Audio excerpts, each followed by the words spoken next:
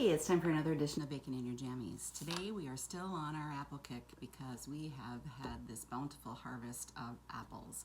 Look at these beauties.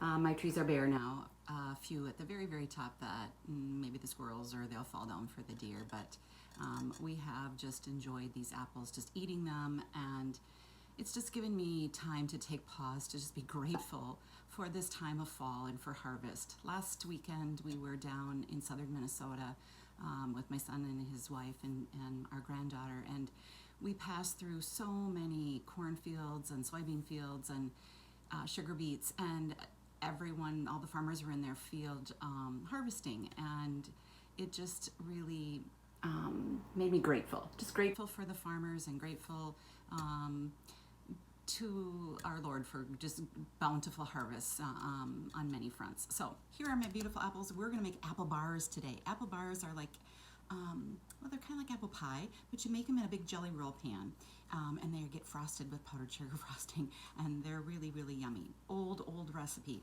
This recipe comes from a cookbook that was probably from the late 60s or early 70s, from the Champlain Cub Scout pack, 276. My dad was the pack master, my mom was a den leader, my brothers were Cub Scouts, and they both were Eagle Scouts. And so this recipe book, it's just fun, and I always go to it for these apple bar recipes. And it doesn't say who these recipes are from, but it's a tried and true recipe. So I'm going to just share the ingredients with you today. It is very, very basic. It's flour, it's sugar, it's cinnamon, it's salt, it's 2 eggs, it is a little bit of lemon juice, and then cornflakes. You can use cornflakes or Wheaties, and that just, you put that on top of your crust before you put your apples on, and it helps just to keep them from getting really, really soggy.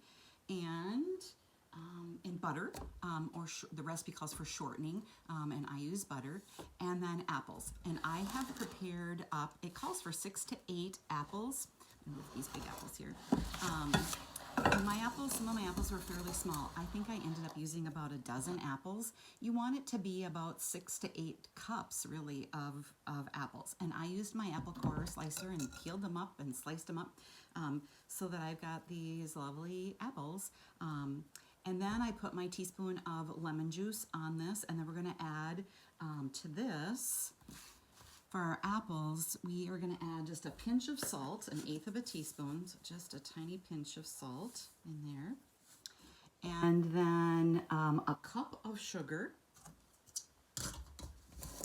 and then cinnamon. It calls for a teaspoon of cinnamon. If you like it more cinnamony, you can certainly add more cinnamon to that. And then we're just going to mix that up, and then get our crust ready. Alrighty. I'm going to put in a generous amount of cinnamon because I love that cinnamon. Okay, so that's our apples. We've got apples, 1/8 teaspoon salt, teaspoon of lemon juice, a cup of sugar, and then our cinnamon. And we'll just mix that and just let that sit and get nice and juicy as we make our crust. Oh, cinnamon, apples, fall, yummy, comfort food for sure. Okay, I'm just going to set that aside and prepare our crust. Now our crust is 2.5 cups of flour,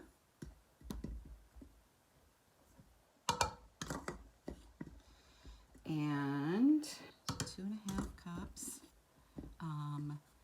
2 tablespoons of sugar,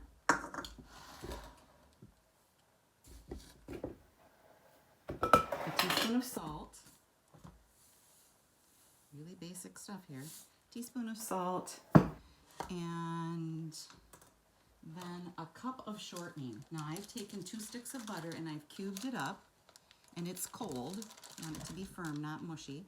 And we're going to try this handy dandy, I can't even remember the name of this dang thing, pastry blender.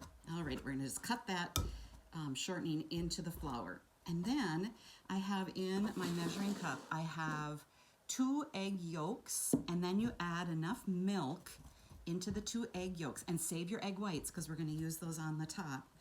The 2 egg yolks, and you add enough milk to make 2/3 of a cup total, by adding milk.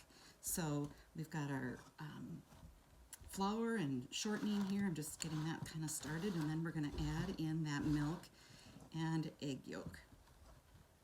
Now, you want your butter or your shortening to be cold, because you don't want it to be smooth mixed in like when you're making cookies, because that butter is what makes your crust so yummy. When that butter, the little beads of butter melt,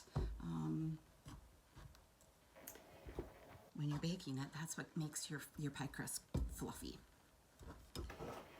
Okay, so now I'm going to add in my 2 egg yolks and enough milk to make 2/3 of a cup.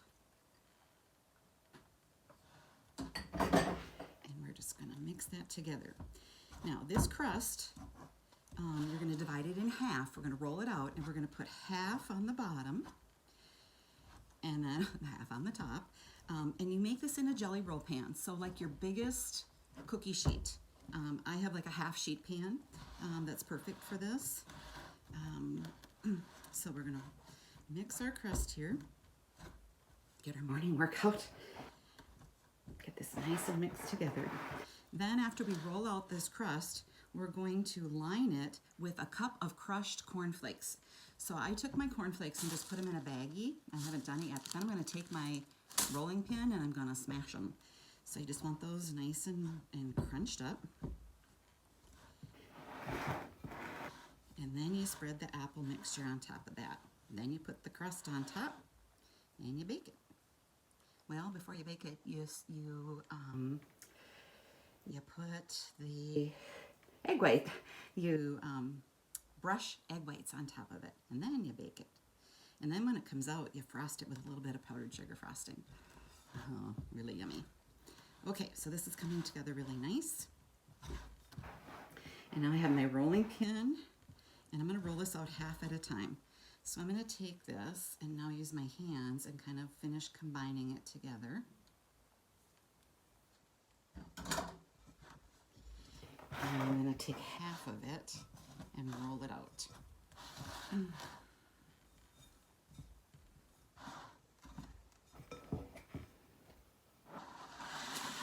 Alrighty, I'm going to put a little bit of flour on my counter here. And I'm going to take my crust and roll it so that it's the size of my pan. Maybe just a little bit more in there. Okay, so I like to just kind of smush it with my hands first. And then I just put a little bit of flour on my rolling pin. And now, gotta have room to roll here. We're going to start to roll it. And just start in the middle, up and down. And try to get it as stretched out, as thin and as big as you need it for your pan. So I'm going to turn it sideways again. You have to have enough flour behind it. You can see those little flecks of butter in there. That's what makes it so yummy. I'm going to get enough butter or enough flour here so this doesn't stick. Okay. And just keep on rolling it.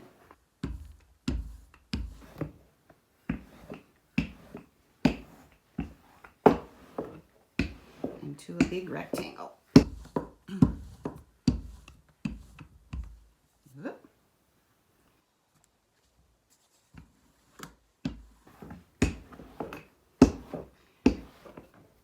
Okay, and it's forgiving. If it falls apart like mine just did here, you just mush it back together. Okay.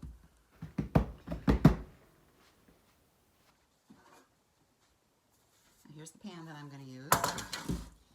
And I'm going to take this and try to get it up here onto my pan. And then on my pan, I'm just going to kind of pinch it together so that it fills the pan in the best dimensions that you can get it here. So just kind of smush it out, stretch it out. If you have extra, you can take from one side and put where the holes are. And again, it doesn't have to be perfect.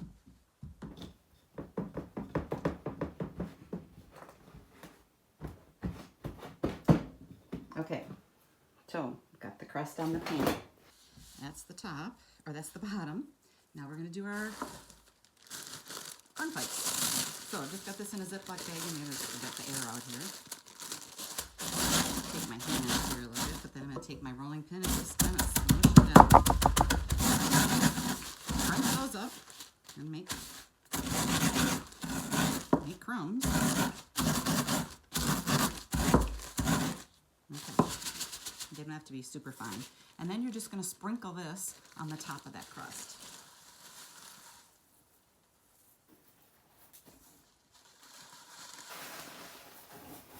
Okay.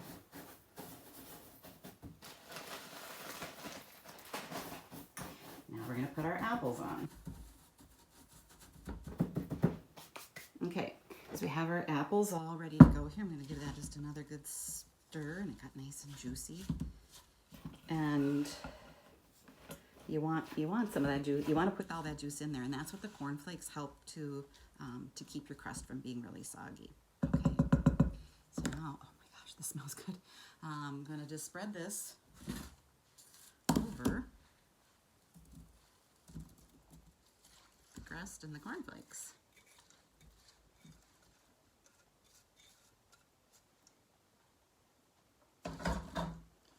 Alrighty, and I'm just going to spread them out so they're even.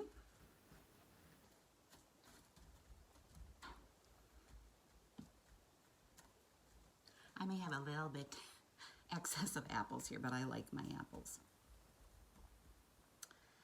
Okay. Now we're going to take the second part of our crust. Put a little bit more flour here on our counter. And take the rest of our crust and roll that out.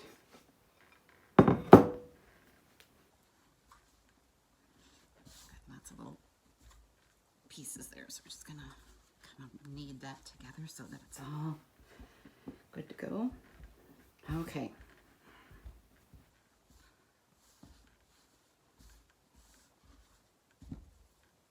Doesn't want to go in. Alrighty, smush that out. Kind of make it into a rectangle with your hands a bit. Just get started, and then flour up your rolling pin and start rolling again. And you do a second crust, the same as the first.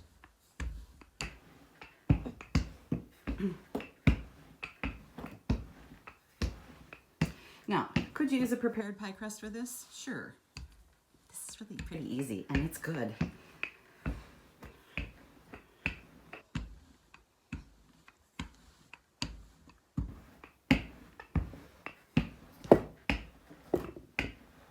Okay, whoop.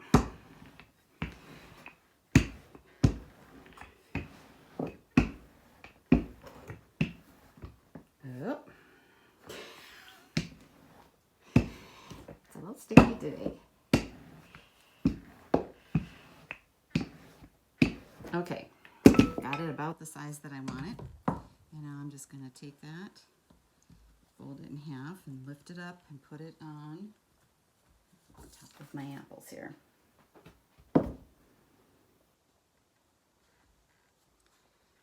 Okie dokie. Now, you can kind of press the crust together on the edges.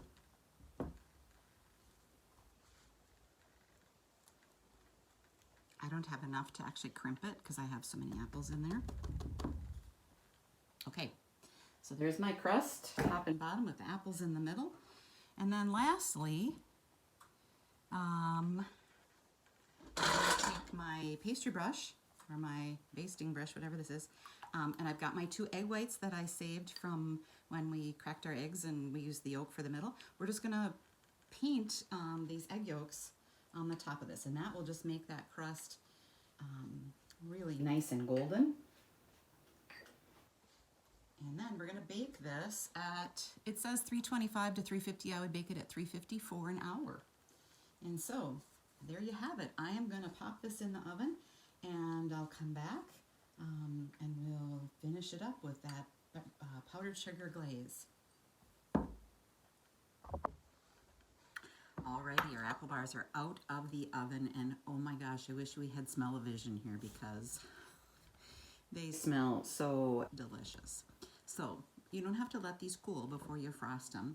And we're gonna frost it with just a little bit of powdered sugar glaze. So I have about 2 cups of powdered sugar in my big measuring cup.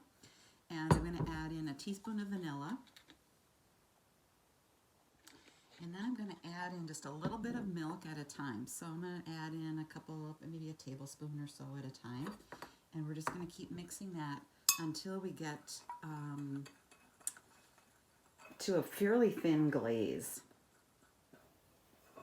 Now, if it gets too thin, you can always add more powdered sugar. And I'm just going to keep adding a few drops at a time because you just never know how much you're going to need to make that glaze. And you don't want it thick like frosting. You don't want to have to spoon it on or spread it on. You're going to be able to just drizzle it on.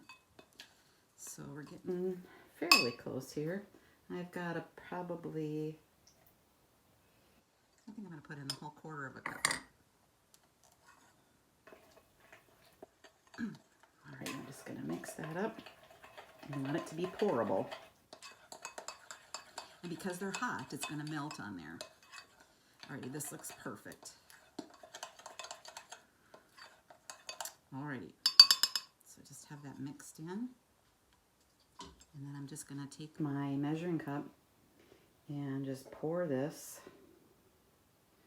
in a back and forth drizzle over these bars. And it'll all just kind of melt together. Oh my gosh, does this smell yummy. Alrighty, then you do want to let them cool because they're hot and you don't want to be burned. But eat them while they're kind of warm, but even once they're all the way cool, they're really, really delicious. So, there you have our apple bars. Enjoy. Let me know how you like them.